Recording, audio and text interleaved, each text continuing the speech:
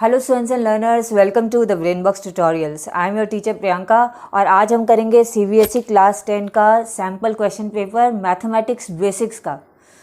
तो ये basic paper जो है टर्म 1 में जो आने वाला है उसका सैम्पल पेपर काउंसिल में है। सीबीएसई के वेबसाइट में जाकर के भी ले सकते हो, नहीं तो मैंने इस पेपर का पीडीएफ का लिंक जो है वो डिस्क्रिप्शन में दिया है, वहाँ से भी ले सकते हो, डाउनलोड कर सकते हो। तो जो बेसिक पेपर है वो भी स्टैंडर्ड पेपर की तरह ही है, इजी होता है पेपर, पर जो पैटर्न है वो बिल्कुल स्टैंडर्ड पेपर की तरह ही है। देखो यहाँ पे भी 3 सेक्शन होंगे स्टैंडर्ड की तरह, ए बी सी। ए और बी जो है वो 20 क्वेश्चंस हैं, उनमें से हमको अटेम्प्ट करने 16 क्वेश्चन, ओके। और सेक्शन सी जो है उसमें 2 केस स्टडीज़ हैं। एक केस स्टडी में 5 क्वेश्चन है, दूसरी केस स्टडी में 5 क्वेश्चन है, उसमें से हमको 4 अटेम्प्ट करने हैं, तो टोटल में 8 करने हैं। तो टोटल में देखें ए बी सी में तो हमको 40 क्वेश्चन अटेम्प्ट करने होंगे, एक मार्क के हैं, सारे एमसीक्यूज़ हैं, तो इसीलिए मैक्सिमम मार्क्स है 40। तो चलो स्टार्ट करते हैं सेक्शन ए। सेक्शन ए में पहला है अ box contains cards numbered 6 to 50. A card is drawn at random from the box. The probability that the drawn card has a number which is a perfect square like 4, 9 is this. तो 6 to 50 तक हैं numbers, तो पहले अपने देखते हैं कि उसके टोटल आउटकम्स कितने होंगे। तो 6 से 50 यानी टोटल नंबर जो हैं वो है 45। 45 में परफेक्ट स्क्वायर कितने होंगे, तो देखो 6 से चालू हो रहा है, 6, 7, 8, 9 जो है वो पहला परफेक्ट स्क्वायर है, ये 3 का स्क्वायर होता है, तो नेक्स्ट स्क्वायर 4 का स्क्वायर ही होगा 16, 5 का स्क्वायर 25, 6 का स्क्वायर 36, 7 का स्क्वायर 49। बस 49 तो आ ही गया, 50 तक के कार्ड हैं, तो हमको 1, 2, 3, 4, 5 परफेक्ट स्क्वायर मिले हैं। टोटल 45 कार्ड्स हैं, तो 5/45 यानी कि 1/9 इज़ अ प्रोबेबिलिटी, यानी option number D is the correct option. Next है number 2। In a circle of diameter 42 centimetre, if an arc subtends an angle of 60 degree at the centre where pi is equal to 22/7, then the length of the arc is. Length of the arc का formula क्या होता है? Theta upon 360 degree multiplied by 2πr। Theta मतलब हो गया जो arc कितना angle बना रहा है, तो यहाँ लिखा हुआ है arc subtends an angle of 60 degree, तो 60 degree upon 360 degree into 2 into pi दिया है 22/7, और रेडियस जो है वो डायमीटर का आधा यानी 42 का आधा 21 होगा। अब बस काट दो जितना कट रहा है, 6 6 36, 2 3 6, 3 3 कट गया, तो अपना आंसर आ रहा है 22 सेंटीमीटर, यानी कि option number C is the correct option. Question number 3। If sine theta is equal to X and sec theta is equal to Y, then tan theta is. Tan theta जो होता है वो है sine by cos, right? Sine theta by cos theta होता है। Cos जो है सेक का ऑपोजिट होता है या रेसिप्रोकल होता है, तो हम ऐसे भी लिख सकते हैं sine theta upon cos theta यानी 1/cos थीटा, या ऐसे लिखो sine theta into sec theta, बात एक ही है। Sine theta into sec theta यानी x इंटू वाई, यानी करेक्ट ऑप्शन जो है वो XY होगा, यानी option number A. Now number 4। The pair of linear equations y is equal to 0 and y is equal to -5 has 1 solution, 2 solution, infinitely many solutions, no solution. तो y is equal to 0 and y is equal to -5, ये linear equations कैसे बनते हैं?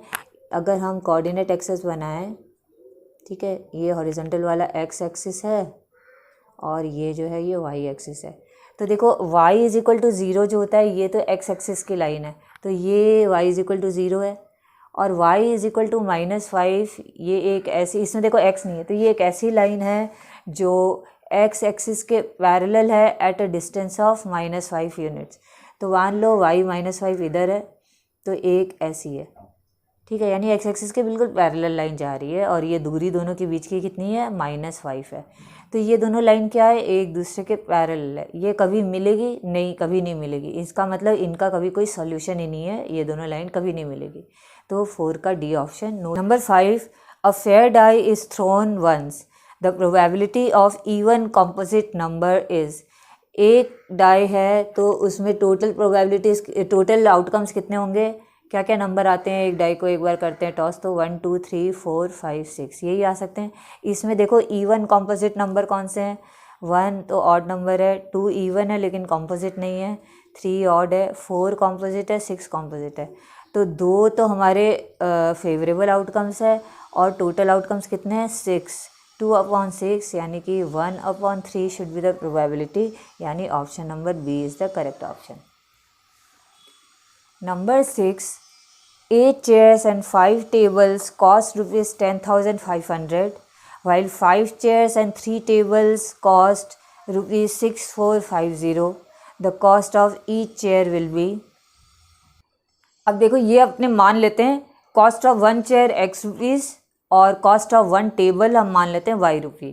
तो एक chair का cost अगर x rupees है तो 8 चेयर्स का 8x होगा, और 5 टेबल्स हैं तो एक टेबल का y है तो 5 टेबल्स का 5y होगा। इन दोनों का कॉस्ट मिला के हो रहा है 10,500। ये हमारा इक्वेशन 1 बन गया।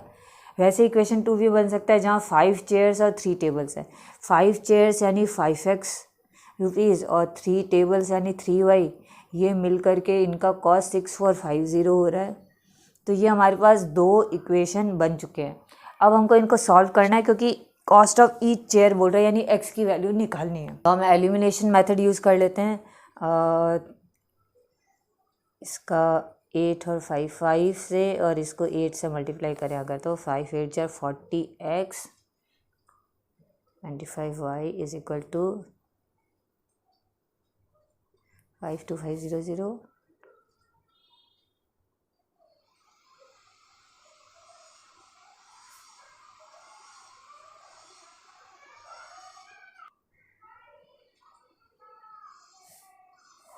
अब हम इनको सब्ट्रैक्ट करते हैं तो माइनस माइनस माइनस x हटता है, y इज इक्वल टू हमारा आ रहा है 900।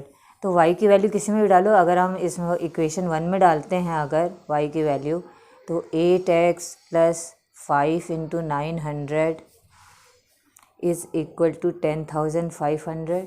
तो 8x इज इक्वल टू हो गया 10,500 minus 4,500 is equal to x is equal to 6,000/8 750 rupees. कि 8 का option number A is the correct option, 750 rupees. Now question number 7, if cos theta plus cos square theta is equal to 1, the value of sin square theta plus sin to the power 4 theta is. तो हमारे पास जो दिया है उसी को solve करें। cos theta plus cos square theta is equal to 1 है, तो इसको क्या कर सकते हैं, cos theta is equal to 1 minus cos square theta करो, यानी कि cos theta is equal to 1 minus cos square theta क्या होता है, sin स्क्वायर थीटा। यानी जहाँ sin स्क्वायर थीटा लिखा है उसकी जगह हम cos थीटा लिख सकते हैं। अब हमारे पास दिया क्या है, हमारे पास दिया है sin square theta plus sin to the power 4 theta की वैल्यू निकालो। sin स्क्वायर थीटा तो अभी हमने निकाला है, cos थीटा होता है, तो इसकी जगह तो cos थीटा लिख दो। और sin to the power 4 theta क्या होता है, sin स्क्वायर थीटा का होल स्क्वायर ही तो हुआ, यानी कि ये cos थीटा का होल स्क्वायर है यानी cos स्क्वायर थीटा है। तो cos theta plus cos square theta, cos theta plus cos square theta तो दिया वही है 1 है, तो ये हमारी वैल्यू आ गई, इसकी वैल्यू भी 1 होगी। इसका मतलब option number C is the correct option. Question number 8 में लिखा है the decimal representation of 23/2 into 5 will be terminating, non terminating, non terminating and repeating, non terminating and non repeating. देखो जब भी डिनोमिनेटर प्राइम के प्राइम फैक्टर्स जो हैं वो 2 5 दोनों या सिर्फ 2 या सिर्फ 5 हो तो वो टर्मिनेटिंग डेसिमल ही होगा। इसका मतलब टर्मिनेटिंग यानी नंबर ए ही इसका करेक्ट ऑप्शन है। रीज़न अगर पूछता है, ये तो खाली एमसीक्यू है, पर रीज़न यही होता है कि क्योंकि डिनोमिनेटर जो है उसके प्राइम फैक्टर्स 2 और 5 हैं। नंबर 9 है the LCM of 2 to the power 3 into 3 to the power 2 and 2 to the power 2 into 3 to the power 3 is. LCM में हम क्या लेते हैं, जो मल्टीपल सबसे बड़ा होता है वो हम लेते हैं। तो 2 इधर में पावर 3 है और इसका पावर 2 है, दोनों में बड़ा क्या है 2 to the power 3, और वैसे ही 3 में जो पावर बड़ा है वो है 3 to the power 3, यानी यही एलसीएम है। ये एलसीएम का ऑप्शन हमको सी दिख रहा है, तो option number C is the correct option. Question number 10 में दिया हुआ है the HCF of two numbers is 18 and their product is 12,960, their LCM will be. HCF LCM से रिलेटेड हमारे पास फॉर्मूला है कि HCF of two numbers multiplied by LCM of two numbers is equal to product of those two numbers. तो यानी HCF हमको 18 दिया है, LCM हमको निकालना है, प्रोडक्ट हमको दिया है 12,960। तो LCM क्या होगा 12,960 डिवाइडेड बाई 18। ये कट रहा है, कितना काट दो, ये देखो 9 से जा रहा है,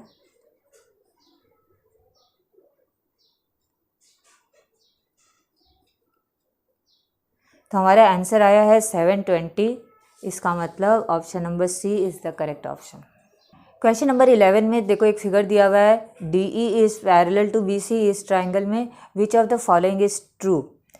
x is equal to value दी हुई है A plus B upon A Y, Y is equal to A X upon A plus B, X is equal to A Y upon A plus B, x by y is equal to A by B. D E is parallel to B C, तो हम इन दो triangle यानी कि triangle A D E and triangle पूरा बड़ा जो है ए बी सी, इनको सिमिलर प्रूफ कर सकते हैं।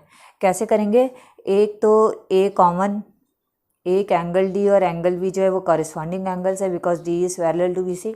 तीसरा भी ले सकते हो ये भी कि E is parallel to C क्योंकि कॉरस्पॉन्डिंग है।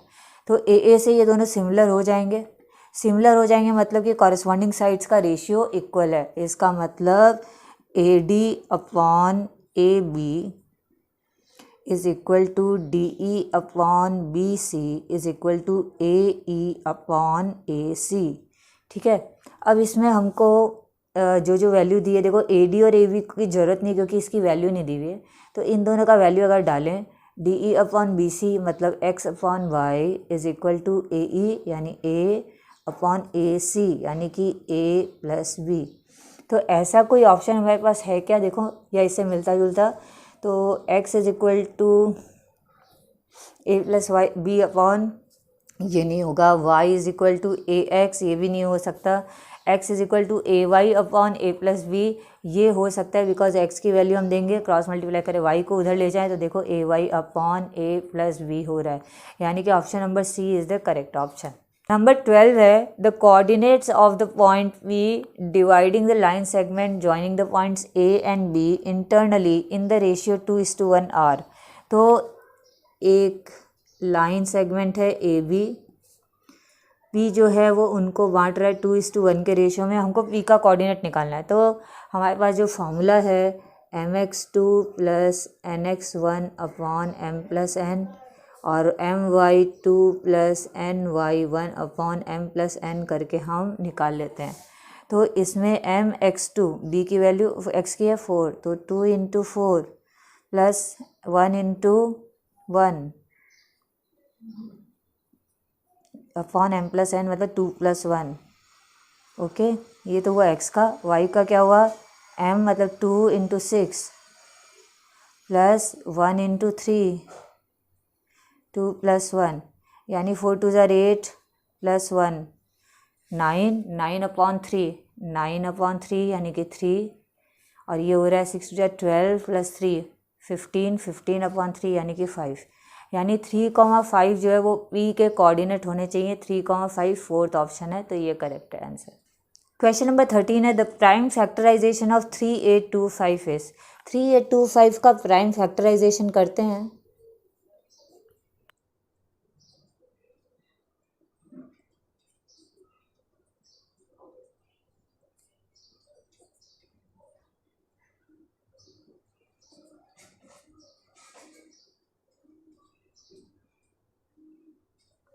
तो हमको मिल रहा है 3 दो बार है यानी 3 स्क्वायर है, 5 भी दो बार है 5 स्क्वायर है इंटू 17 है।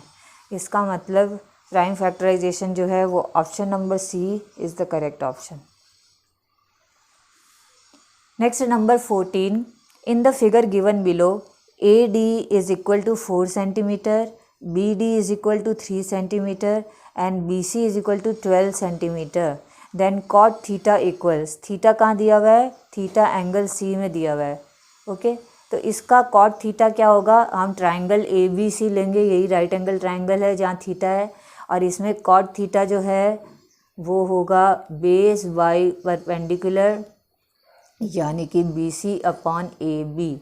तो हमको BC तो देखो दिया हुआ है 12, लेकिन AB हमको निकालना है।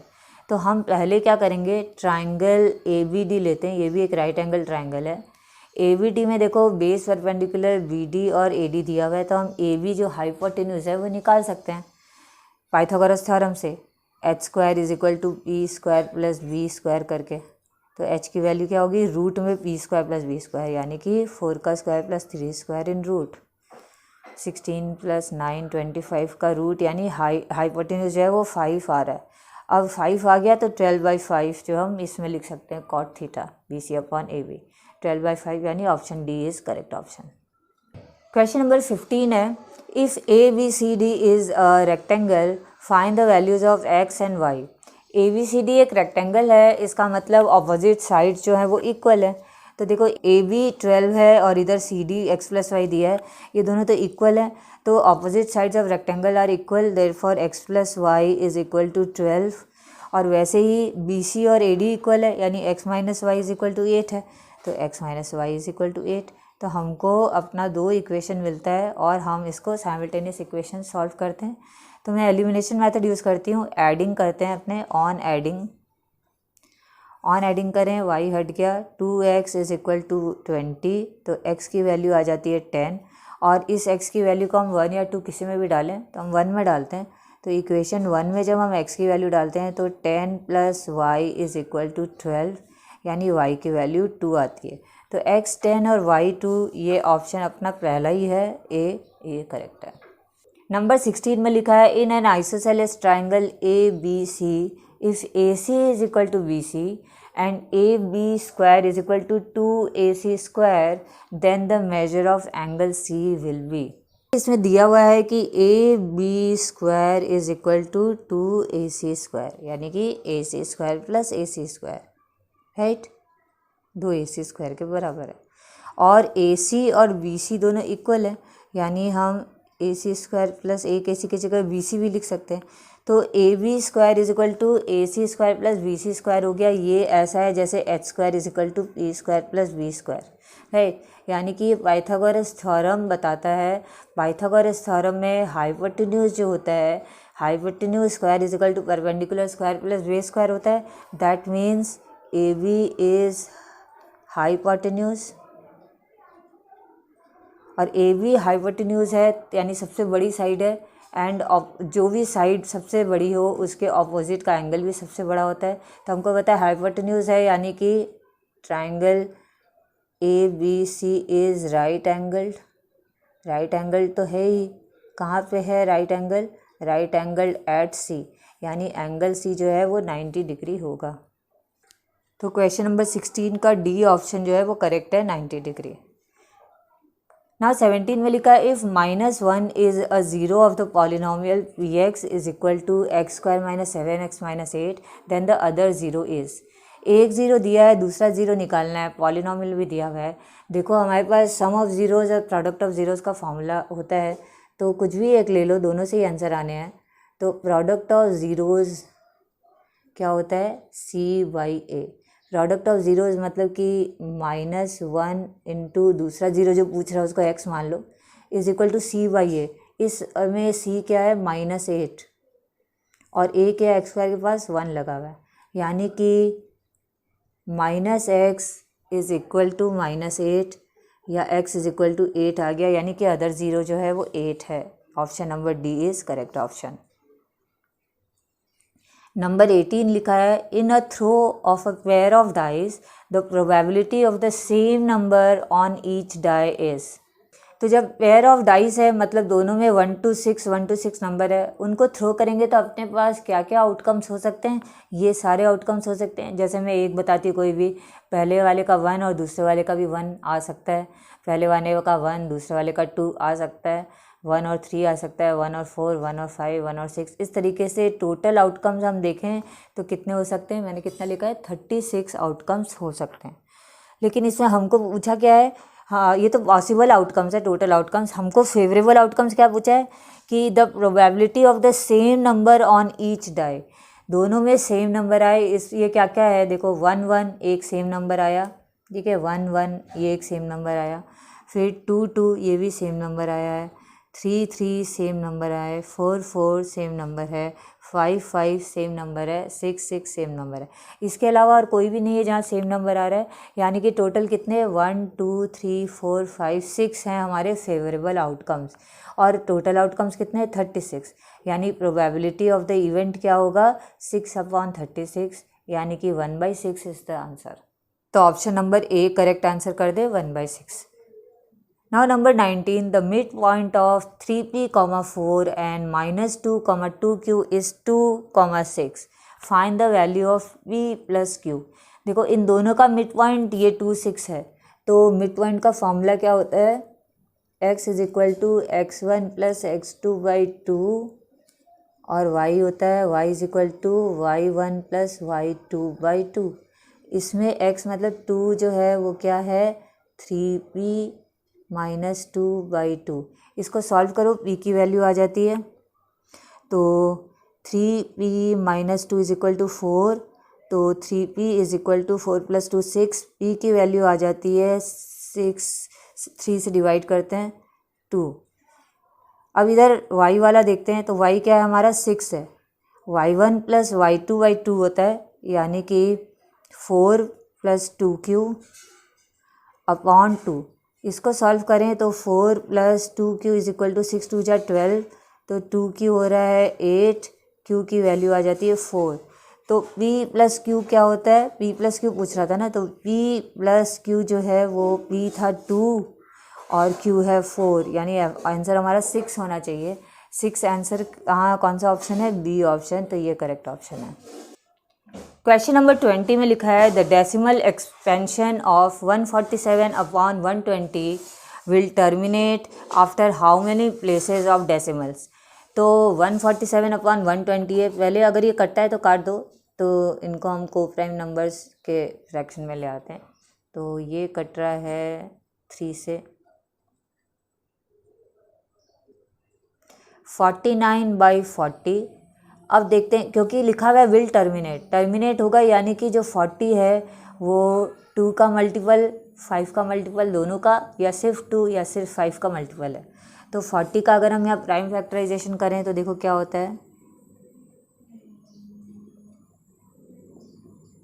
40 का प्राइम फैक्टराइजेशन हो रहा है 2 का क्यूब, यानी 2 का पावर 3 है, 5 का पावर 1 है, ये 49। तो कितने 3 और 4 टोटल पावर्स हैं, एक पावर कम कर दो अगर, इसका मतलब एक पावर कम किया, 4 में से एक कम करो, यानी कि 3 जो डेसिमल प्लेसेस के बाद ये टर्मिनेट होगा, यही तरीका होता है। तो 20 का सी जो है ये करेक्ट ऑप्शन। अब आते हैं सेक्शन बी की तरफ। सेक्शन बी में भी 20 क्वेश्चंस हैं, एक एक मार्क के, और अटेम्प्ट करने होते हैं 16। तो 21 नंबर क्वेश्चन है the perimeter of a semi circular protractor whose radius is r is, यानी एक नॉर्मल एक सेमी सर्कल जिसका रेडियस आर है उसका पेरीमीटर क्या होगा। तो perimeter of a semi circle का फॉर्मूला क्या है, πr + 2r। देखो ये एक सेमी सर्कल है, तो पूरे सर्कल का जो पेरीमीटर होता है वो 2πr होता है। तो आधा सेमी सर्कल खाली कर्व रीजन का क्या होगा, आधा, यानी πr, और πr के बाद में ये r और ये r हमको ऐड करना है, तो πr + 2r। Now 22, if PE denotes the probability of an event E, then A B C D में से कौन सा करेक्ट है। देखो 0 और 1 के बीच में जो है वो प्रोबेबिलिटी होती है, 0 भी हो सकती है और 1 भी हो सकती है। अगर पॉसिबल आउटकम्स जो हैं वो और जो हमारे फेवरेबल आउटकम्स हैं वो दोनों बिल्कुल बराबर हों, ठीक है, ऐसा बहुत बार होता है ना कि हमको जो चाहिए वो और टोटल आउटकम्स बराबर हो तो काटने पे आंसर 1 ही आएगा, यानी प्रोबेबिलिटी ऑफ इवेंट 1 के बराबर होना चाहिए, और 1 से छोटा भी हो सकता है, कितना छोटा हो सकता है, तो प्रोबेबिलिटी बिल्कुल भी मैच नहीं करिए, ऐसे भी हो सकती है। कभी कभी प्रोबेबिलिटी ऐसा भी होता है ना, टोटल आउटकम्स हम कुछ लिख देते हैं लेकिन ऊपर जो फेवरेबल आउटकम होते हैं वो उसमें हमको दिखते ही नहीं है, तो हम ऊपर 0 लिखते हैं, तो इसका आंसर पूरा 0 आता है। यानी 0 भी हो सकता है, 1 भी हो सकता है, और उसके बीच में कुछ भी हो सकता है। तो 0 में भी इक्वल का साइन और 1 में भी इक्वल का साइन हो ऐसा ऑप्शन सी है, तो ये करेक्ट ऑप्शन होगा कि प्रोबेबिलिटी जो है वो 0 और 1 को लेके 0 से 1 के बीच में कुछ भी हो सकती है। क्वेश्चन नंबर 23 देखते हैं। In triangle A B C angle B is equal to 90 degree and B D is perpendicular on A C if A C is equal to 9 centimetre and A D is equal to 3 centimetre then B D is equal to. ये हमने वो diagram बना दिया। ए B सी एक triangle है, right angle at B D perpendicular खींच दिया, तो इसीलिए दोनों तरफ 90 डिग्री बना दिए। ए डी और ए सी की value 3 centimetre and 9 centimetre respectively दी हुई है। अब हमको क्या करना है, हमको बी डी की वैल्यू चाहिए, ये परपेंडिकुलर की वैल्यू। इसके लिए चाहिए हमको ये छोटे छोटे जो दो ट्राइंगल्स हैं इनको हम कैसे भी सिमिलर प्रूफ करें। लेकिन जब करने जाते हैं तो देखते हैं कि ये सिमिलर प्रूफ हो नहीं रहे हैं। ज़्यादा से ज़्यादा तुम एक मिला सकते हो angle, that angle D is equal to angle D 90 degree है। उसके अलावा तुमको ना तो साइड्स मिल रहे हैं कोई ज़्यादा, बस दो ही साइड्स दिए हुए हैं, खाली 3 है, इसको 6 मान लो, बस दूसरा नहीं है। तो कॉरेस्पॉन्डिंग साइड्स के थ्रू ऐसे भी नहीं कर सकते, और एंगल एक्सियम के लिए एक और एंगल चाहिए, वो भी नहीं मिल रहा। तो हम क्या करेंगे, हम बड़ा ट्राइंगल लेंगे, ट्राइंगल ए बी सी, उसके साथ पहले ये छोटा ट्राइंगल बी डी सी लेते हैं। तो देखो एंगल बी 90 है तो इसका एंगल डी 90 है, तो 90 बीच में रखो, ठीक है। अभी ए बी सी और बी डी सी को अगर हम सिमिलर प्रूफ करने की कोशिश करें तो देखो, एक तो angle B A B C का ये 90 डिग्री है, और इसमें एंगल डी जो है वो दोनों 90 डिग्री है, तो एक तो ये हो गया। और दूसरा, दोनों में एंगल सी जो है वो हमको कॉमन मिल रहा है, तो यहाँ हमको एंगल एक्सियम से 2 एंगल मिल गए। तो ट्राइंगल ए बी सी और ट्राइंगल बी डी सी जो है वो तो हो गए सिमिलर। अब वैसे ही ट्राइंगल ए बी सी को तुम दूसरे ट्राइंगल यानी कि ट्राइंगल बी डी ए जो है उससे सिमिलर प्रूफ करो। तो ए के इक्वल होगा, तो देखो इसका ए डी बी का ए पहले लिख देते क्योंकि यहाँ ए लिखा हुआ है, बी और डी इक्वल होने वाले हैं तो डी इधर लिखो, तो ए डी बी, इन दोनों को हम सिमिलर प्रूफ करें। तो देखो एक तो एंगल ए दोनों इक्वल हैं बिकॉज दोनों ही सेम एंगल है, कॉमन है, और दूसरा angle B is equal to angle D क्योंकि दोनों ही 90 डिग्री है, तो ए एक्सियम से ये भी इक्वल हो गया। अब देखो ए बी सी और बी डी सी जब हुए सिमिलर तो इनमें कॉरेस्पॉन्डिंग साइड्स का रेशियो भी इक्वल हुआ। तो A B C B D C के लिए तुम क्या लिखोगे, तो अगर हम ए बी सी के साथ में बनाएं बी डी सी को, इसका एंगल बी और इसका एंगल डी इक्वल है, सी और सी इक्वल है, और ए बी सी और इधर डी बी सी यानी बी बचा था। तो इसके हिसाब से देखो A B upon B D, ये और ये कॉरेस्पॉन्डिंग साइड्स हैं, is equal to A C upon B C is equal to B C upon D C, right. और अब हम अगर ये वाला लें ए बी सी और ए डी बी जो सिमिलर हो चुके हैं, तो इनके हिसाब से लें अगर, तो अगेन अगर हम बनाएं ऐसे ही कि ए बी सी है यानी कि ए बी सी, और यहाँ पे ए डी बी है, ए के साथ ए को रखते हैं इक्वल है, डी और बी इक्वल है, तो ए डी और बी। अब देखो A B upon A D is equal to A B इक्वल हो गए A C upon A B is equal to B C upon D B. और क्योंकि ए बी सी जो है वो बी डी सी के भी सिमिलर है और ए बी सी जो है वो ए डी बी के भी सिमिलर है, तो ये दोनों भी एक दूसरे सिमिलर हो गए, तो हम लिख सकते हैं therefore triangle A D B is similar to triangle B D C. तो इन दोनों, अगर ये दोनों सिमिलर होते तो इनके कॉरेस्पॉन्डिंग साइड क्या होंगे, देखो B D upon A D, तो B D upon A D is equal to C D upon B D, C D upon B D is equal to B C upon A B यानी B C upon A B. अब हमको B C A B की ज़रूरत नहीं है यहाँ पे क्योंकि हमको वैल्यू चाहिए बी डी की, तो जहाँ बी डी है वो हम लेते हैं, बी डी यहाँ भी है यहाँ भी है, तो इन दोनों को ही लेते हैं। और ऐसे भी ए डी और सी डी ये दोनों की वैल्यू भी हम निकाल सकते हैं। देखो ए डी 3 सेंटीमीटर है तो सी डी 9 में से 3 माइनस करो तो 6 सेंटीमीटर हो जाता है। तो बी डी हमको पता करना है, ए डी 3 है, सी डी पता है 6 है, बी डी पता करना है। अब सॉल्व करो, B D square is equal to 6 into 3, यानी बी डी की वैल्यू 6 इंटू 3 यानी 18 का रूट होना चाहिए, यानी कि 3√2 सेंटीमीटर होना चाहिए। 3√2 मतलब बी ऑप्शन जो है 23 का वो एक करेक्ट ऑप्शन है। अब आ रहा है 24th question. The pair of linear equations 3x + 5y = 3 and 6x + ky = 8 do not have a solution if k = 5, k = 10, k is not equal to 10, k is not equal to 5। देखो, एक pair of linear equations में solution कब नहीं होता है? जब a1/a2 is equal to b1/b2 हो but not equal to c1/c2 हो। मेन चीज़ है a1/a2 is equal to b1/b2 हमको मिले तो हम बोलते हैं there is no solution. Inconsistent pair होते हैं ये सिस्टम में।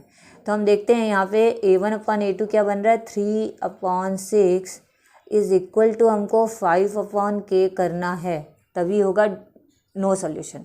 तो अब इसको सॉल्व करें। k की वैल्यू क्या होनी चाहिए, k इज इक्वल टू 5 × 6/3 यानी कि 10 हो तो तब नो सॉल्यूशन होता है, मतलब k is equal to 10, B option जो है वो करेक्ट ऑप्शन होगा।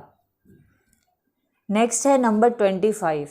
If the circumference of a circle increases from 2π to 4π then its area dash the original area। मतलब एरिया जो होता है वो हाफ हो जाता है, यानी कम हो जाता है, डबल हो जाता है, 3 टाइम्स हो जाता है या 4 टाइम्स हो जाता है।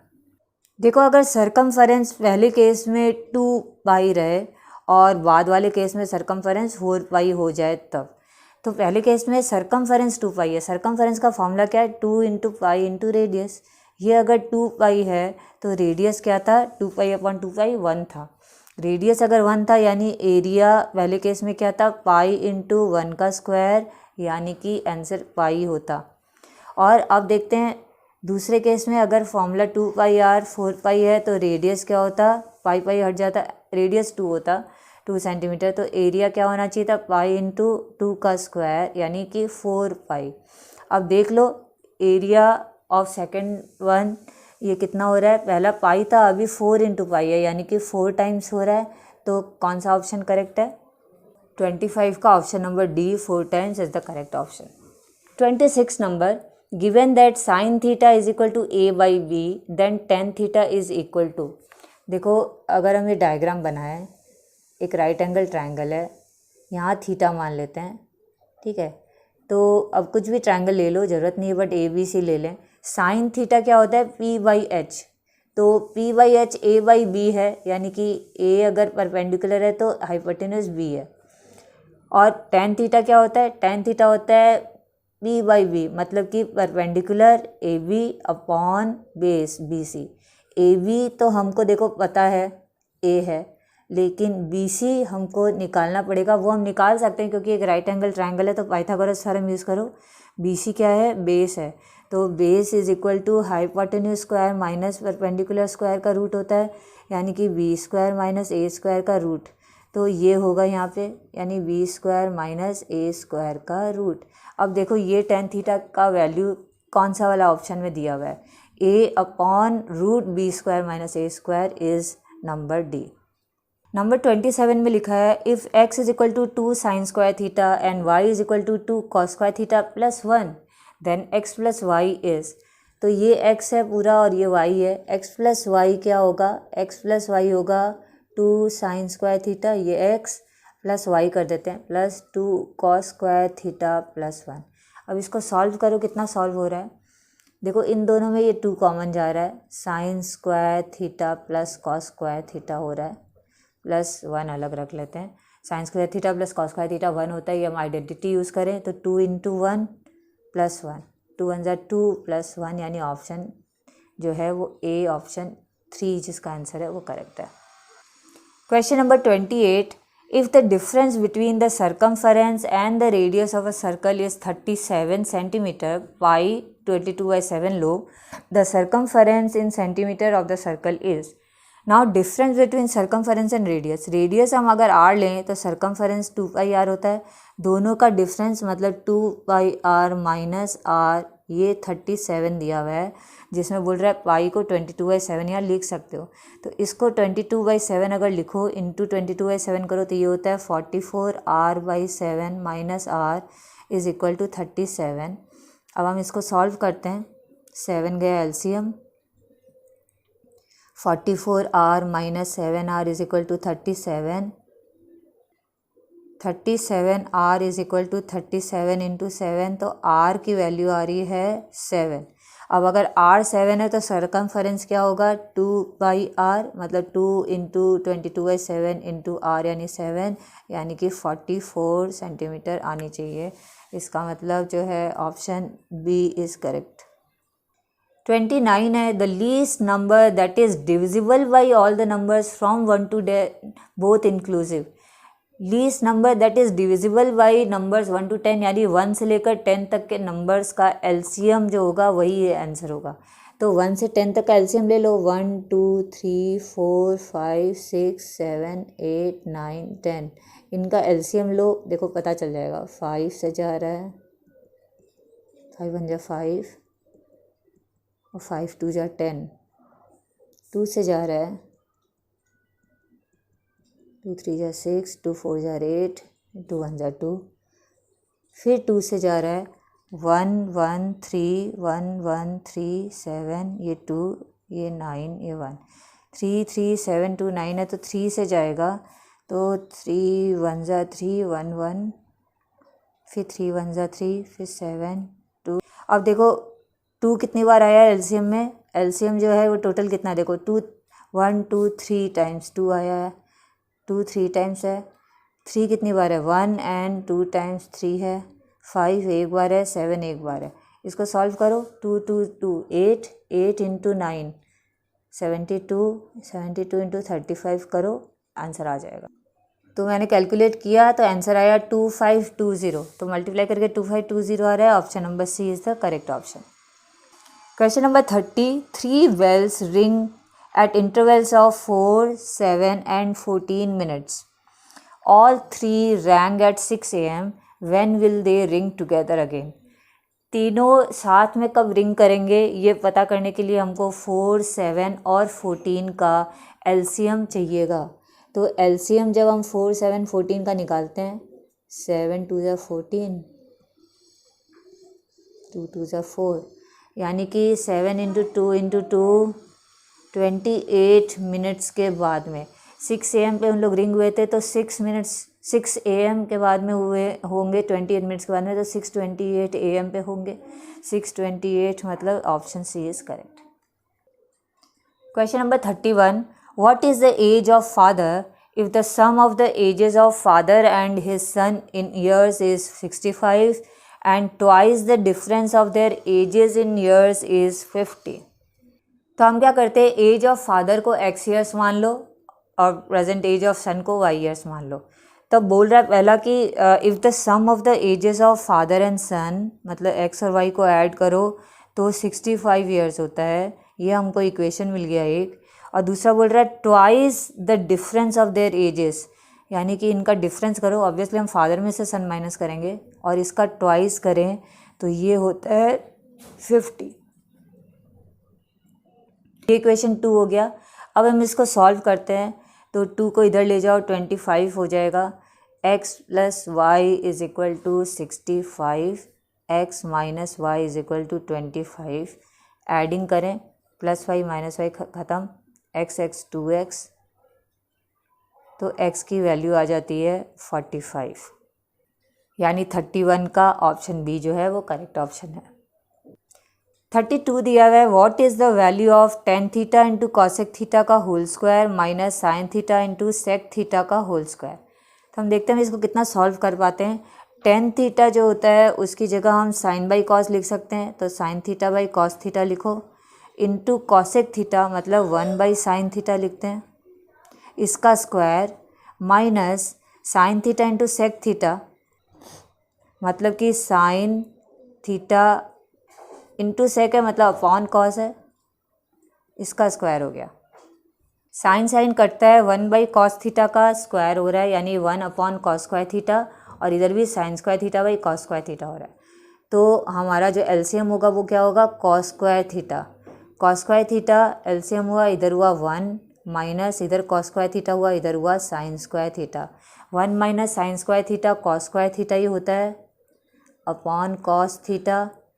तो कॉस स्क्वायर थीटा कट गया, यानी कि हमारा ऑप्शन जो है वो 1 किस में आ रहा है, सी। तो सी ऑप्शन करेक्ट है। Moving on to question number 33, the perimeters of two similar triangles are 26 centimetre and 39 centimetre, the ratio of their areas will be. देखो ये सिमिलर ट्राइंगल्स हैं तो उनके लिए एक फॉर्मूला है कि अगर दो ट्राइंगल सिमिलर हैं तो रेशियो ऑफ एरियाज, मतलब अगर ट्राइंगल नंबर 1 और ट्राइंगल नंबर 2 हो तो area 1 upon area 2 is equal to square of ratio of their perimeters, यानी perimeter of triangle 1 upon perimeter of triangle 2 का स्क्वायर। इसका मतलब एरिया क्या होने वाला है, रेशियो ऑफ एरियाज जो पूछ रहा है 26 अपॉन 39 जो पेरीमीटर्स हैं उनका स्क्वायर। अब काटते हैं, 13 से जा रहा है, 4 अपॉन 9, यानी कि ऑप्शन नंबर डी जो है वो करेक्ट है होगा। Now 34, there are 20 vehicles, cars and motorcycles in a parking areas. If there are 56 wheels together, how many cars are there? तो हम मान लेते हैं that let number of cars is equal to x and number of motorcycles be y. अब cars और motorcycle total में कितने, 20 हैं, 20 व्हीकल्स हैं, यानी x plus y is equal to 20। ये तो हमको पता ही है, ये हो गया हमारा इक्वेशन नंबर 1। दूसरा दिया है जो व्हील्स हैं टोटल वो 56 है। तो देखो कार जो है वो 4 व्हीलर है और जो मोटरसाइकिल होता है वो 2 व्हीलर होता है, यानी कि जितने भी कार्स हैं इंटू 4 तो इतने व्हील्स 4x, और जितने भी मोटरसाइकिल से तो इंटू 2 उतने wheels 2y is equal to 56 होता है। ये हमारा इक्वेशन नंबर 2 बन जाएगा। पर इसको थोड़ा सॉल्व कर लेते हैं, 2 कॉमन जा रहा है तो 2x plus y is equal to 2 यहाँ डिवाइड हो जाएगा 28। अब ले लेते हैं इक्वेशन 2। तो x plus y is equal to 20 है और 2x plus y is equal to 28 है। इनको हम सॉल्व करते हैं तो on subtracting minus minus minus minus x is equal to -8, तो हमको नंबर ऑफ कार्स मिल गए 8, यानी ऑप्शन नंबर ए जो है 34 का वो करेक्ट ऑप्शन होगा। Moving on to number 35, a man goes 50 meter due west and then 8 meter due north. How far is he from the starting point? तो देखो अगर हम इसको ऐसे लें, ये ईस्ट है, ये वेस्ट है, ये नॉर्थ है और ये साउथ है डायरेक्शन। तो देखो पहले यहाँ से वेस्ट जाता है, कितना गया 15 मीटर, फिर ऊपर की तरफ यानी यहाँ से नॉर्थ की तरफ जा रहा है 8 मीटर। तो अगर ए से बी तक गया और फिर बी से सी जा रहा है तो ये तो 90 डिग्री पे ही जाएगा। अब बोल रहा है how far is he from the starting point. Starting point उसका ए है, अभी वो सी पे है, तो ए सी हमको पता करना है। Now because it is a right angle triangle और हमको ए बी और बी सी मतलब परपेंडिकुलर बेस दोनों पता है, तो हाइपोटेन्यूज निकालते हैं बाय पाइथागोरस थ्योरम। तो A C square is equal to A B square plus B C square, यानी कि ए सी क्या होगा 15 स्क्वायर प्लस 8 स्क्वायर का रूट, 225 प्लस 64 का रूट चाहिए, 289 मतलब 17 मीटर इसका आंसर होगा, यानी कि ऑप्शन सी। नेक्स्ट देखते हैं question 36, what is the length of N altitude of an equilateral triangle of side 8 centimetre. तो एक इक्विलेटरल ट्राइंगल दिया गया है, सब साइड्स तीनों साइड्स मतलब 8 सेंटीमीटर हैं। अब हमको उसका ऑल्टीट्यूड चाहिए। ऑल्टीट्यूड जो होता है उसका फॉर्मूला है √3/2 इंटू ए मतलब side of the triangle. Side कितना है 8 सेंटीमीटर, तो इसका आंसर होना चाहिए 4√3 सेंटीमीटर। इसका मतलब option C is the correct option. Question 37, if the letters of the word Ramanujan are put in a box and one letter is drawn at random, the probability that the letter is A is। अब देखो रामानुजन में total letters कितने यानी total outcomes कितने होंगे 1 2 3 4 5 6 7 8 9 यानी total outcomes तो 9 है। उसमें ए लेटर कितनी बार आ रहा है देखो 1 2 3 टाइम्स ए आ रहा है तो 3 चिट ए के निकल सकते हैं। तो 3/9 इज़ द प्रोबेबिलिटी। काटते हैं तो 1/3 आता है। इसका मतलब option number D is correct option 37। Now 38 area of a sector of a circle is 1/6 to the area of circle. Find the degree measure of its minor arc. तो हमको यहाँ क्या बोल रहा है area of a sector of a circle मतलब उसका formula क्या है θ/360 degree into pi R square is यानी is equal to 1/6 of the area of circle यानी पाई आर स्क्वायर। अब हमको डिग्री मेजर चाहिए माइनर आर्क का मतलब ये थीटा निकालना है। तो देखो ये अब कट जाता है पाई आर स्क्वायर थीटा की वैल्यू होती है 1/6 इंटू 360 यानी कि 60 डिग्री यानी option B is correct option.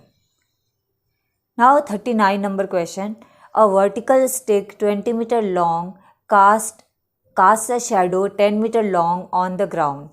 At the same time, a tower casts a shadow 50 meter long. What is the height of the tower? Now look at question number 39. यहाँ पे मैंने अगर इसको डायग्राम के रूप में बनाया तो PQ वो स्टिक है जो 20 मीटर लॉन्ग है and it cast shadow of 10 metre और AB एक टावर है जो 50 मीटर शेडो कास्ट कर रहा है। इन दोनों क्योंकि ऑब्वियस सन के ऑपोजिट साइड में शेडो जाएगा तो इनका जो थीटा है ये तो सेम ही हो रहा है सी ये सेम है थीटा ओके डिग्री सेम है। अब स्टिक के हिसाब से देखें तो जो ट्रायंगल है ये राइट एंगल ट्रायंगल है PQC में बी भी पता है बी भी पता है मतलब हम tan थीटा निकाल सकते हैं ओके। और ट्रायंगल ABC में B 90 डिग्री है इसमें हमको BC तो मालूम है यानी B तो मालूम है AB यानी P निकालना है tan थीटा तो इसके बराबर ही होगा। तो हम ऐसे बोल सकते हैं कि AB यानी P/B तो AB/BC इज़ इक्वल टू ये तो ABC से निकला और PQC से परपेंडिकुलर बाई बेस क्या होता है PQ/QC ठीक है। दोनों का परपेंडिकुलर अपॉन बेस इक्वल है बिकॉज ये एंगल इक्वल है। अब AB नहीं पता निकालना है हमको लेकिन BC पता है 50 मीटर है PQ 20 मीटर पता है QC जो है वो 10 मीटर पता है। तो अब हम सॉल्व करते हैं AB की वैल्यू निकल जाएगी 50 × 20/10 यानी कि 5 2 10 100 मीटर जो है वो इसकी वैल्यू होगी। तो 39 का option D is the correct option 100 metre. Number 40 देखते हैं What is the solution of the pair of linear equations 37x plus 43y is equal to 123, 43x plus 37y is equal to 117। अब हमको इसका solution चाहिए तो देखो इसको हम अगर एलिमिनेशन मेथड यूज़ करें तो 37 43 जो होता है इनका कोई LCM के लिए बहुत बड़ा नंबर हो जाएगा ठीक है। क्योंकि बड़ा नंबर हो जाएगा तो इसको करने का एक और तरीका है वो ये है कि हम इनको ऐड करते हैं। तो जब ऐड करेंगे 1 और 2 को एडिंग 1 and 2 तो ऐड करके क्या होता है देखो 80x plus 80y is equal to 240। 80 common जाता है तो x plus y is equal to 240/80 यानी कि 3। तो x plus y is equal to 3 ये हमारा इक्वेशन नंबर 3 बन जाता है। और अब हम इन्हीं दोनों इक्वेशन को अगर सब्ट्रैक्ट करें तो सब्ट्रैक्टिंग नंबर 2 फ्रॉम 1 तो अगर हम माइनस करें 37x plus 43y is equal to 123 में से माइनस करते हैं इसको साइन चेंज हुआ -6x plus 6y is equal to 6। तो -6 अगर कॉमन लेते हो तो x minus y is equal to 6 तो x minus y is equal to -1 आता है। ये हम ले लेते हैं इक्वेशन 4। अब देखो हमारे पास दो इजी इक्वेशन है x plus y is equal to 3 x minus y is equal to -1। अब हम करते हैं बहुत इजीली x वाई की वैल्यू निकालते हैं तो एडिंग 3 and 4 3 and 4 को ऐड करो प्लस वाई माइनस वाई हट जाएंगे x plus y is equal to 3 x minus y is equal to -1 है तो 2x is equal to 2, x की वैल्यू देखो 1 आ गई। और अब इसको हम डालते हैं किसी में भी, इक्वेशन 3 में डालते हैं, तो x यानी कि 1 plus y is equal to 3, तो y की वैल्यू 3 माइनस 1 2 आ जाती है। यानी 40 का option D x is equal to 1 y is equal to 2 is the correct option. Section C देखो केस स्टडी है, तो 2 केस स्टडी दिया जाएगा हमको। पहली केस स्टडी जो है वो ये रही, इसमें देखो ये पैसिफिक रिंग ऑफ फायर दिखाया है, मतलब पैसिफिक ओशन के चारों तरफ जो है वो बहुत सारे वॉल्केनिक माउंटेन्स हैं, अर्थक्वेक्स आने का खतरा रहता है, इसीलिए पैसिफिक रिंग ऑफ फायर बोलते हैं। तुम लोगों ने ज्योग्राफी में पढ़ा होगा। फॉल्ट लाइंस दिया हुआ है जहाँ से जहाँ अर्थक्वेक होता है या जहाँ से जो फॉर्मेशन है अर्थ क्रस्ट जो है वो चेंज होता है, ठीक है। तो फॉल्ट्स दिए हुए हैं बहुत सारे, और ये कुछ कंट्रीज़ के पोजीशन दिए हुए हैं पैसिफिक रिंग ऑफ फायर के अलॉन्ग, पर ये दिया हुआ है कोऑर्डिनेट ज्योमेट्री के अंदर। अब इससे रिलेटेड हमारे क्वेश्चंस हैं 41 to 45, तो देखते हैं क्या है वो क्वेश्चंस। 41 दिया है the distance between the point country A and country B is. तो कंट्री ए और कंट्री बी अगर जहाँ पे भी हैं, समझ लो ये ए है और ये बी है कंट्री ए, तो इनके बीच का डिस्टेंस का फॉर्मूला तो हमको पता है, पर हमको ये इसके कोऑर्डिनेट्स पता होने चाहिए ए और बी के। तो हम कोऑर्डिनेट्स यहाँ देखते हैं, ए और बी ये रहा। ए देखो इसका x जो है वो 1 है और y है 4, तो a तो है 1,4 और b जो है वो इधर है x एक्सिस पे ही है, जिसका x है 4 और y है 0, तो 1,4 4,0। तो अगर a और b ये है तो ए बी जो है मतलब डिस्टेंस जो है वो क्या होगा, x1 माइनस x2 का होल स्क्वायर, मतलब 1 माइनस 4 का whole square plus y1 minus y2 का होल स्क्वायर, इसका अंडर रूट, तो यानी -3 का स्क्वायर प्लस 4 का स्क्वायर का रूट, 3 3 ज़ा 9, 4 4 ज़ा 16, 9 प्लस 16 यानी 25 का रूट इज़ 5 यूनिट्स। तो आंसर 5 होगा, option D is correct option. Number 42 दिया हुआ है find a relation between x and y such that the point xy is equidistant from the country C and country D। तो country C और country D के बीच में ये point है जिसका एक्स और वाई कोऑर्डिनेट्स दिया हुआ है, तो यानी कि मिड पॉइंट है। तो सी और डी कंट्री देखते हैं क्या है। कंट्री सी ये रहा, इसका एक्स कोऑर्डिनेट 7 है और वाई 1 है, तो 7,1, और डी ये रहा, डी का एक्स है 3 और वाई है 5, तो 3,5।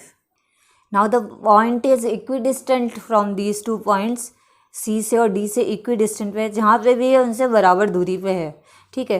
तो मान लो ओ पे है, तो एक्स वाई जो है वो O C is equal to O D होना है इसके हिसाब से, यानी इसका डिस्टेंस क्या है देखो, x1 माइनस x2 का होल स्क्वायर, यानी x माइनस 7 का whole square plus y minus 1 का होल स्क्वायर का root is equal to x minus 3 का whole square plus y minus 5 का होल स्क्वायर। अब इसको सॉल्व करते हैं, रूट हट जाएगा स्क्वायरिंग बोथ साइड करने से, और अब हमारे पास में है ये स्क्वायर्स जिनको हम खोलते हैं, तो x square minus 14x plus 49 plus y square minus 2y plus 1 is equal to x square minus 6x plus 9 plus y square minus 10y plus 25। तो x square plus y square, यहाँ भी plus x square plus y square हट जाता है। अब देखो minus 14x plus 6x यानी कि माइनस 8x माइनस 2y, और ये प्लस 10y हो जाएगा, तो plus 8y is equal to, यहाँ 25 है, 9 है, और यहाँ पे 49 और 1 है। देखो 49 और 1 तो इधर तो 50 होते, प्लस 50, ये इधर जाता है तो माइनस 50 हो जाएगा। तो अब हमको बस इसको सॉल्व करना है। 25 और 9 कितना होता है, 34, 34 में से इधर माइनस 50 कर देते हैं, तो माइनस 8 कॉमन भी ले लो, माइनस 8 कॉमन जाता है, तो x minus y is equal to 34 minus 50 कितना होता है, माइनस किया 16 अपॉन ये माइनस 8 इधर ले आते हैं, तो माइनस माइनस हट गया 2, यानी x minus y is equal to 2, ये x और y का रिलेशन है।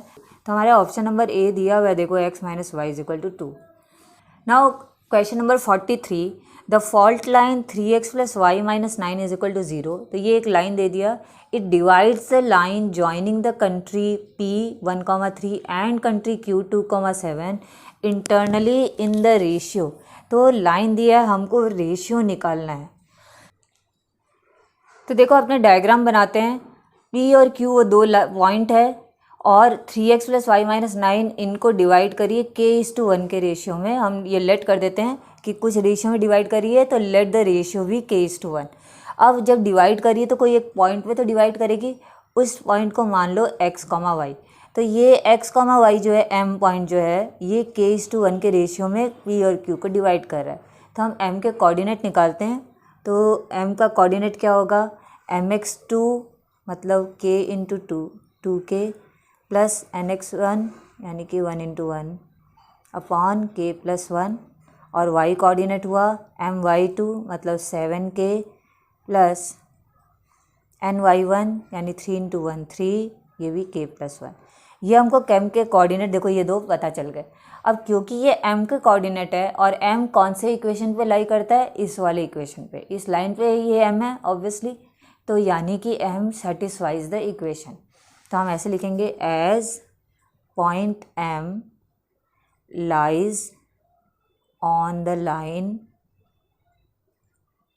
3x plus y minus 9 is equal to 0, therefore it satisfies the equation. और सेटिस्फाइज द इक्वेशन का मतलब क्या होता है कि अगर इस m का x का कोऑर्डिनेट हम x की जगह लिखें और y का कोऑर्डिनेट जो है वो हम y की जगह लिखें तो 3x प्लस वाई माइनस 9 का सॉल्व करने पे आंसर 0 आता है। ओके, तो अब हम सेटिस्फाई करता है तो हम 3x plus y minus 9 is equal to 0 की जगह लिखते 3 इंटू एक्स, मतलब कि 3 into 2k plus 1 upon k plus 1 plus y मतलब 7k plus 3 upon k plus 1 minus 9, ये 0 होता है। इससे हम k की वैल्यू निकाल देंगे। हमको निकालना है रेशियो यानी k:1, तो k पता करना बहुत ज़रूरी है। 6k plus 3 plus 7k plus 3 minus 9, ये 1 से किया तो 9 से k प्लस 1 मल्टीप्लाई होता है 9k, और साइन भी चेंज हो रहा है माइनस 9। अब देखो 6k और 7k कितना होता है 13k, 13k में से 9k माइनस कर दो, 4k 3 3 6 माइनस 3 हो गया इज इक्वल टू 0। तो k इज इक्वल टू 3/4 हो रहा है। तो क्योंकि k:1 था मतलब 3/4:1 यानी कि 3:4 इज़ द आंसर। तो ऑप्शन ए जो है वो करेक्ट ऑप्शन होगा 3:4।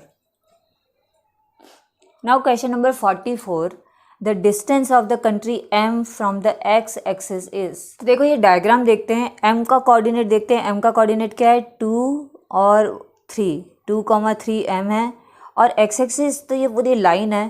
तो जब हमको m से x एक्सिस की तरफ डिस्टेंस निकालना है, डिस्टेंस हमेशा एक परपेंडिकुलर होता है लाइन पे, यानी कि यहाँ पे आ रहा है ये, तो यहाँ वाला पॉइंट का हमको कोऑर्डिनेट पता चल जाएगा, ये है 2,0।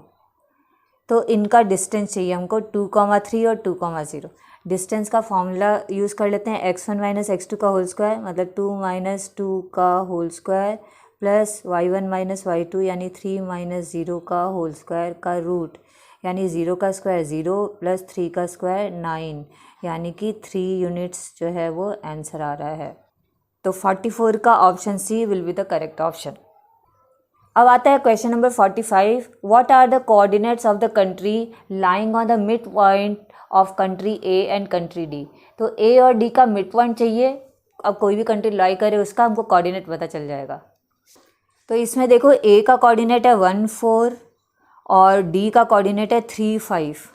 तो ए का कोऑर्डिनेट अगर 1 4 है और डी का कोऑर्डिनेट जो है वो 3 5 है, तो इनका मिड पॉइंट जो भी हो वो होगा x1 plus x2/2 y1 plus y2/2, यानी कि 4/2 2 and 9/2।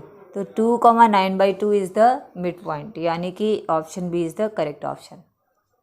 Now moving on to case study 2 जो है रोलर कोस्टर पॉलिनोमियल्स। तो हमको पॉलिनोमियल से रिलेटेड यहाँ क्वेश्चन मिलेंगे। एक ग्राफ दिया हुआ है, देखो ये रोलर कोस्टर बनाया हुआ है बट पैराबोलिक फॉर्म में है। ऐसे पॉलिनोमियल भी बनते हैं बहुत सारे। अब हमारे पास क्वेश्चन है इसके 5। 46 नंबर क्वेश्चन देखो, if the roller coaster is represented by the following graph y is equal to P x, then name the type of the polynomial it traces. तो कौन से पॉलिनोमियल ये बनाता है? तो देखो ये रहा हमारे पास में वो इक्वेशन।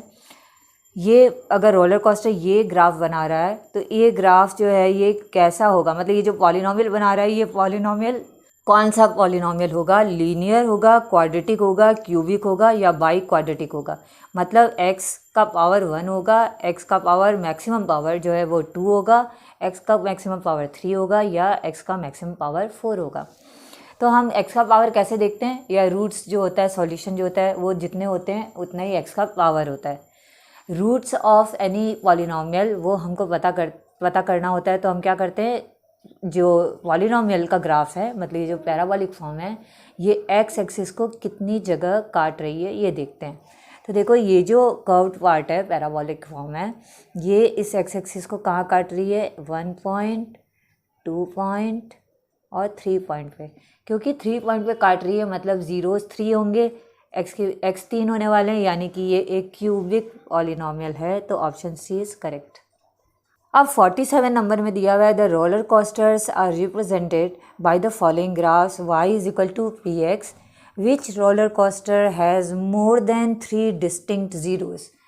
तो उनके कितने रूट से कितने ज़ीरोज़ हैं ये भी वही वैसे ही पता चलता है जैसे इसमें पता किए थे ना हमने, एक्स एक्सिस में कितनी बार कट कर रहा है, वैसे ही हम यहाँ पे देखते हैं जितनी बार कट करेगा उतने ही ज़ीरोज़ होंगे। जैसे इसमें एक्स एक्सिस को ये जो पॉलिनोमियल है या ये जो ग्राफ्स है ये कितनी बार कट कर रहा है? 1 टाइम। तो इसका तो जो ज़ीरो है वो 1 है। इसमें कितनी बार कट कर रहा है? एक्स एक्सिस को एक बार कट कर रहा है। इसके भी जो ज़ीरो है ये 1 है। इसके ज़ीरोज़ कितने होंगे? तो देखो 1 0 2 0 3 ज़ीरोज़, इसके 3 ज़ीरोज़ हैं। लेकिन यहाँ लिखा हुआ है कि ऐसा चाहिए हमको roller coaster which has more than 3 distinct zeros. तो ए बी सी तो ऑप्शन देख लिया, ये आता है डी ऑप्शन। इसमें ज़ीरोज़ काउंट कर लेते हैं। 1 एक्स एक्सिस को काटा यहाँ, ये 2 यहाँ काट रहा है, 3 यहाँ काट रहा है, 4 यहाँ काट रहा है, यहाँ 4 टाइम्स काट रहा है मोर देन 3। तो option D is correct option. अब 48 नंबर क्वेश्चन देखो, if the roller coaster is represented by the cubic polynomial T x is equal to P x cube plus Q x square plus R x plus S, then which of the following is always true. इनमें से 4 चीज़ें दी है, S is not equal to zero, R is not equal to zero, Q is not equal to zero, P is not equal to zero. इनमें से एक चीज़ हमेशा right रहती है, हमेशा ट्रू रहती है, वो क्या होगी? तो देखो ये एक क्यूबिक पॉलिनोमियल है। हम क्यूबिक पॉलिनोमियल कैसे पता करते हैं? जब हम देखते हैं ये जो एक्स क्यूब जहाँ लिखा है जिससे पता चल रहा है कि ये क्यूबिक पॉलिनोमियल है, ये तो हमेशा रहेगा ना एक इक्वेशन में, ये तो रहेगा। अगर तुमको मैं एक इक्वेशन दूँ 2x cube plus 3x plus 7 is equal to 0 और पूछूँ ये कौन सा पॉलिनोमियल है, तो तुम x का सबसे हाईएस्ट पावर जो है क्यूब देख करके बोल दोगे कि ये क्यूबिक पॉलिनोमियल है, राइट। तो यहाँ बोल रहा है which is always true, S is not equal to zero. S बोल रहा है ज़ीरो कभी नहीं हो सकता। एस अगर ज़ीरो रहे समझ लो तो क्या होगा? एस अगर ज़ीरो रहे तो एस नहीं रहेगा यहाँ पे, प्लस ज़ीरो होना मतलब कुछ नहीं होना। तो उससे भी एक क्यूबिक पॉलिनोमियल तो रहेगा ही ना, एक्स क्यूब रहेगा, एक्स स्क्वायर रहेगा, एक्स रहेगा, ठीक है, एक्स क्यूब तो है, तो ये क्यूबिक पॉलिनोमियल है। तो यानी कि ये ऑप्शन तो करेक्ट नहीं है, ये ट्रू नहीं रहता। R is not equal to zero, अगर आर ज़ीरो रहे तो क्या हो? एक्स नहीं रहेगा, तो ठीक है एक्स नहीं रहेगा तो भी क्यूबिक पॉलिनोमियल क्यूब तो रहेगा। Q is not equal to zero, Q अगर नहीं रहा तो एक्स स्क्वायर नहीं रहेगा, यानी कि ऐसा रहेगा जैसे मैंने इक्वेशन लिखा, इसमें एक्स स्क्वायर नहीं है, तो भी हमको पता चल जाता है कि ये क्यूबिक पॉलिनोमियल है। डी ऑप्शन जो है वो लिखा है P is not equal to zero, ये हमेशा होना चाहिए। पी अगर ज़ीरो हो तो क्या होगा? पी अगर ज़ीरो हो जाए तो पूरा एक्स क्यूब भी हट जाएगा और ये एक क्वाड्रेटिक जो पॉलिनोमियल है वो बन जाएगा। तो क्यूबिक पॉलिनोमियल होने के लिए ये ज़रूरी है कि p कभी भी ज़ीरो ना हो या फिर एक्स क्यूब के साथ जो भी लगा हो वो कभी भी ज़ीरो ना हो, यानी D option is correct. Question number 49 देखते हैं। इसमें भी डायग्राम दिया हुआ है, ग्राफ दिया हुआ है और लिखा है if the path traced by the roller coaster is represented by the above graph y is equal to P x, find the number of zeros. कितने ज़ीरोज़ हो रहे हैं इसमें? देखो 1 0 2 0 3 0, 3 ज़ीरोज़ बन रहे हैं हमको, यानी option D is correct option. अब क्वेश्चन नंबर 50 दिया है, if the path traced by the roller coaster is represented by the above graph y is equal to P x, find its zeros, इसके zeros find करो। तो कहाँ है zeros? देखो x axis में हम देखते हैं एक इधर है जीरो, एक इधर है, एक इधर है, लेकिन फाइंड करने बोल रहा है, मतलब कि वैल्यू बता दो। तो ये 0 है, ये -3 है, ये -1 है और ये 2 है। तो अब देखते हैं ये जीरोज कहाँ हैं, -3, -1 और 2, -3, -1 और 2, ऑप्शन नंबर सी है। तो सी इज़ द करेक्ट ऑप्शन। तो यहाँ ख़त्म हो गया हमारा मैथ्स का ये बेसिक सैम्पल पेपर। देखो बेसिक पेपर जो होते हैं वो स्टैंडर्ड पेपर से इजी होते हैं, बहुत बेसिक सम्स होते हैं, इसीलिए इसका नाम ही बेसिक पेपर दिया हुआ है। यानी कि अगर मेनली हम एनसीईआरटी सॉल्व करें ना तो हमको सारे आंसर्स जो हैं वो हम अटेम्प्ट कर पाएंगे और हमारा पेपर जो है वो अच्छा चला जाएगा। तो हमने समझ तुम लोगों को क्या करना है, एनसीईआरटी से सॉल्व करना ही है। साथ ही साथ ऐसे पेपर्स जहाँ मिलते हैं, जैसे ये वाला पेपर जो मिलता है एमसीक्यू का बेसिक वाला पार्ट, सारे एमसीक्यू क्वेश्चंस है, ये अटेम्प्ट करो। जितने भी सैम्पल पेपर ऐसे सॉल्व कर सको एमसीक्यू वाले बेसिक बिल्कुल जो एनसीईआरटी में आते हो, तो तुम्हारे लिए बहुत हेल्पफुल रहेगा, बहुत अच्छे से बहुत अच्छे मार्क्स स्कोर कर पाओगे। ओके, तो मैं आऊँगी जल्दी अपने नेक्स्ट वीडियो के साथ में। तो अगर ये वीडियो अच्छा लगा है तो इसको लाइक ज़रूर करना और कमेंट करके बताना कि तुम लोगों ने इसे कैसे सॉल्व किया, कितने क्वेश्चंस राइट हुए तुम लोगों के। और उसके बाद में ये पेपर देख सकते हो मेरा सॉल्यूशन, तो जो जिसमें भी क्वेरी है वो तुम लोगों को पता चल जाएगा। Okay, keep on practicing the sums. Bye bye, जय हिंद।